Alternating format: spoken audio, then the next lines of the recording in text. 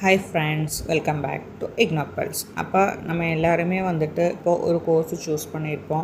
அந்த கோர்ஸோட டீட்டெயில்ஸ் எல்லாமே பார்த்துருப்போம். நம்ம வந்து டீட்டெயில்ஸை பார்ப்போம். சில நேரம் நம்ம வந்துட்டு கோர்ஸை மட்டும் பார்த்துட்டு அதில் நமக்கு ப்ராஜெக்ட் இருக்கா இல்லையா அப்படின்னு ஒரு கன்ஃபியூஷன்லேயே இருப்போம் இல்லையா. இப்போ நம்ம என்ன பண்ணுவோன்னா, எல்லா கோர்ஸஸுக்குமே வந்துட்டு ப்ராஜெக்ட்டுன்னு ஒன்று இருக்குமானா சில பிஏக்கும் சில பிகாமுக்கெல்லாம் வந்துட்டு ப்ராஜெக்ட்ஸ் எல்லாம் எதுவுமே கிடையாது.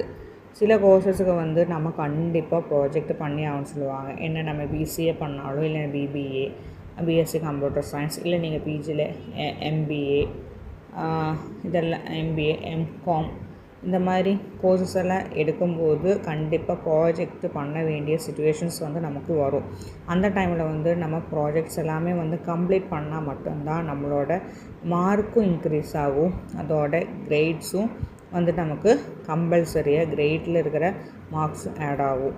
அப்போ நம்ம எடுத்திருக்கிற கோர்ஸில் ப்ராஜெக்ட் இருக்கா இல்லையா எப்படி நம்ம